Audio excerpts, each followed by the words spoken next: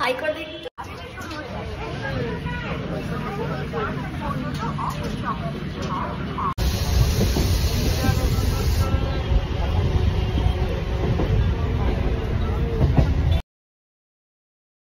তো সব শেষে রানাঘাট পৌঁছে গেছি। এখানে বাবা আর কাকা আমাদের জন্য ওয়েট করছিল।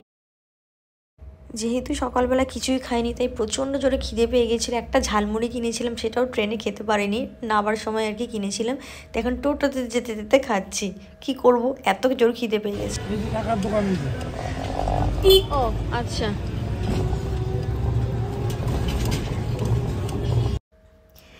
গুনে গুনে বলতে পারবো না, তবে প্রায় আন্দাজ করে বলতে পারছি 16 বছর পর যাচ্ছি আমার ছোট কাকার বাড়িতে। এই ভাইয়ের বিয়েতেই যাওয়া হচ্ছে। গন্তব্যস্থলে আমরা প্রায় পৌঁছেই গেছি।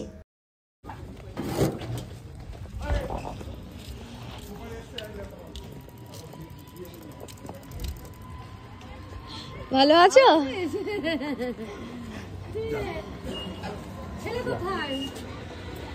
ওখানে আসা যায় না? আসা যায় না। না ওরকম ভাবে দেখছো কত কিছু। ও তো রিং লাইট দাও তো, দাও তো, দাও।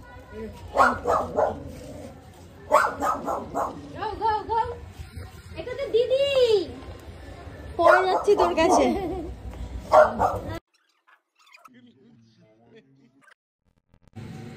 নে এবার চিৎকার কর, করবি?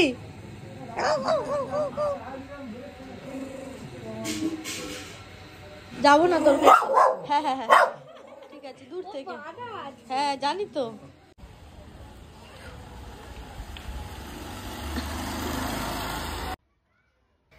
রানাঘাটে যা ঠান্ডা।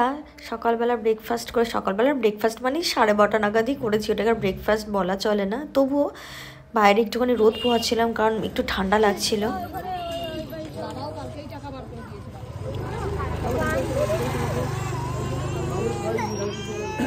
কালো যে ব্যাগ দুটো আমার ব্যাগ শিখে যায়, এইদিকে হেরান দিয়ে শিখে বাচ্চা বাচ্চা ভেন কিছু বলবে, আমরা সাইডে রেখে দিই। আমার ব্যাগ আছে ব্লু ব্যাগ।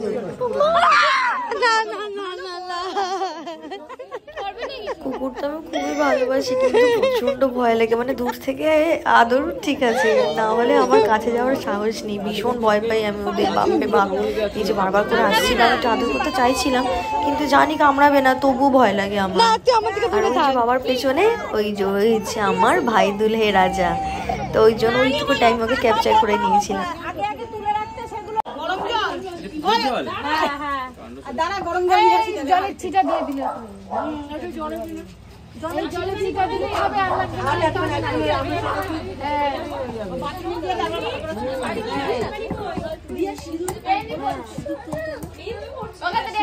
এই জায়গাটা পরে ওয়াইপস দিয়ে পরিষ্কার করে নিতে হবে।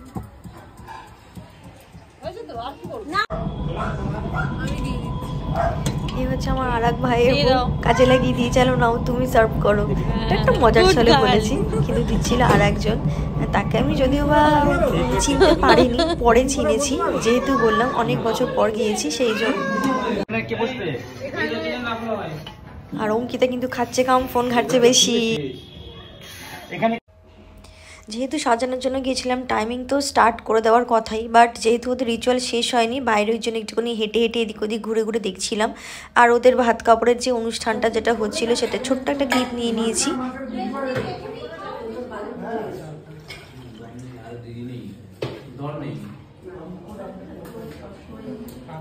তো মিট মাই ভাইয়ের বউ রিয়া, মিষ্টি ব্রাইড আমার। তো ওকে আমি সাজানোর দায়িত্বটা নিয়েছিলাম, এবং আফটারঅল তোমরা দেখে নিও যে কেমন লাগছে ওকে দেখতে। তার মাঝখানে আমার বউ নাক ডেকে কিন্তু বেশ ভালো ঘুমিয়ে নিয়ে।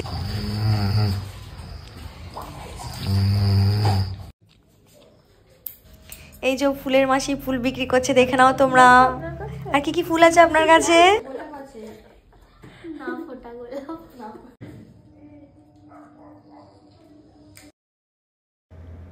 এটা হচ্ছে ফাইনাল লুক। তো তোমরা কিন্তু জানিও যে আমার মিষ্টি ব্রাইড মানে আমার ভাই বউকে তোমাদের কীরকম লাগলো, এবং আমার কাছে তোমাদের কীরকম লাগলো অবশ্যই কিন্তু কমেন্ট করতে ভুলো না।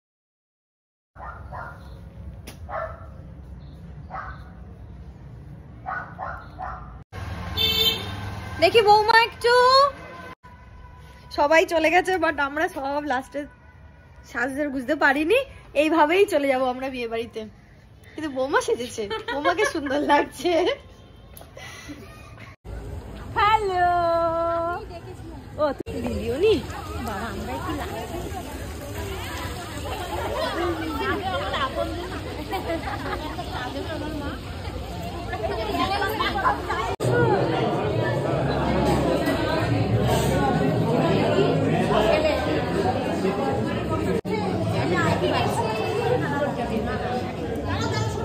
এদিকে হ্যাঁ এদিকে এদিকে হ্যাঁ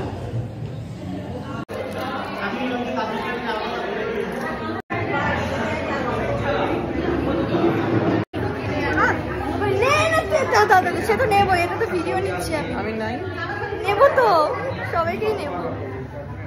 আমার তো মানে ভিডিও ক্লিপে দিতে হবে তো, সবাইকে নিয়ে তো নেবো নাকি, না তো কাউকে আর পরে পাবো না। সবাইকে নিয়ে এখানে আমার মামা বাড়ি মামি বোন এদের সাথে একটুখানি হাসি ঠাট্টা মজা করছিলাম, সেই ক্লিপটা এখানে নেওয়া। ভিডিও নেবো কারণ আমি আমার ইউটিউব চ্যানেলে ব্লগে দেবো তো, আমি দেখি দেওয়া হয় না, বাট এটা দেবো হয় আর কি।